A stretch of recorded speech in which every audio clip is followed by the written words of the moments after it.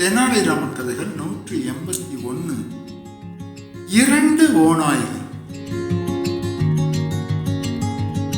விஜயநகர பேரரசர் கிருஷ்ணதேவராயர் ஒரு நாள் தமது அழகிய அரசவையில் மிகவும் ஆழ்ந்த சிந்தனையில் அமர்ந்திருந்தார்.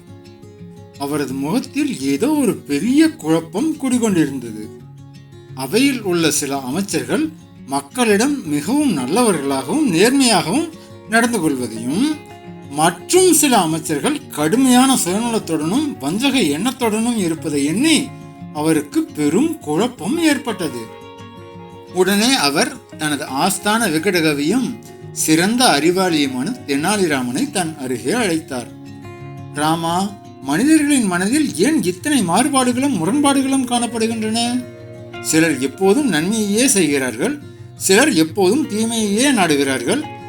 ஒரு மனிதனுக்குள்ளேயே கூட சில நேரங்களில் நல்ல எண்ணமும் சில நேரங்களில் தீய எண்ணமும் எழுகிறதே, இது ஏன் நடக்கிறது என்று மிகவும் ஆர்வத்துடன் கேட்டார். தெனாலிராமன் மன்னரை மிகவும் பணிவுடன் வணங்கிவிட்டு தனது விளக்கத்தை தொடங்கினான். மன்னா, ஒவ்வொரு மனிதனின் மனதிற்குள்ளேயும் ஒரு மாபெரும் போர் சதா காலமும் நடந்து கொண்டே இருக்கிறது. அது 2 ஓநாய்களுக்கு இடையிலான பயங்கரமான போர் போன்றது என்றான். அரசர் மிகுந்த ஆச்சரியத்துடன், 2 ஓநாய்களா? அவை மனித மனதிற்குள் என்ன செய்கின்றன என்று வியப்புடன் கேட்டார். ஆம் மன்னா, அதில் ஒரு ஓநாய் மிகவும் கொடியது மற்றும் ஆபத்தானது.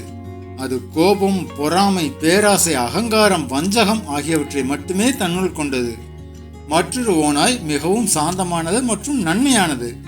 அது அன்பு, அமைதி, கருணை, நேர்மை, மகிழ்ச்சி மற்றும் உண்மை ஆகியவற்றை கொண்டது. இந்த 2 ஓநாய்களுக்கும் இடையேதான் ஒவ்வொரு மனிதனின் மனதிற்குள்ளேயும் எப்போதும் கடுமையான சண்டை நடந்து கொண்டிருக்கிறது என்று விளக்கினான் தெனாலிராமன். இதை கேட்ட அரசருக்கு வியப்பு தாழவில்லை. ராமா, நீ சொல்வது மிகவும் சரியாக இருக்கிறது. ஆனால் என் மனதில் இப்போது ஒரு பெரிய சந்தேகம். மனித மனதிற்குள் நடக்கும் இந்த 2 ஓநாய்களின் போரில் இறுதியில் எந்த ஓநாய் வெற்றி பெறும் என்று ஆவலுடன் கேட்டார். தெனாலிராமன் மெதுவாக புன்னகைத்தவாறு, மன்னா, அதற்கான விடை மிகவும் எளிது. ஒரு மனிதன் எந்த ஓநாய்க்கு தினமும் உணவளித்து சீராட்டி வளர்க்கிறானோ அந்த ஓநாய் தான் இறுதியில் வெற்றி பெறும்.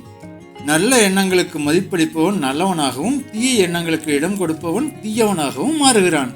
இதுவே இயற்கையின் விதி என்றான். தெனாலிராமனின் இந்த ஆழமான தத்துவத்தை கேட்ட கிருஷ்ணதேவராயர் மனித மனதின் இயல்பை முழுமையாக புரிந்து கொண்டார். தனது அமைச்சர்களின் செயல்பாடுகள் குறித்த குழப்பமும் நீங்கியது. தெனாலிராமனின் அறிவாற்றலை பாராட்டி பொற்காசுகள் வழங்கி அவனை கௌரவித்தார். நீதி. நமது மனதில் எப்போதும் நன்மை, தீமை என்று 2 குணங்களும் போராடிக்கொண்டே இருக்கும். நாம் எந்த எண்ணத்திற்கு உணவளிக்கிறோமோ அதுவே வெற்றி பெறும். நம் வாழ்வையும் அதுவே தீர்மானிக்கும். நீங்களும் இப்படிதான் இருப்பீங்கன்னு நம்புறேன். நம்புறதுன்னா எல்லாமே அப்படித்தான். அப்படி இருந்தா இந்த சேனலுக்கு சப்ஸ்கிரைப் பண்ணுங்க, லைக் பண்ணுங்க, கமெண்ட் பண்ணுங்க.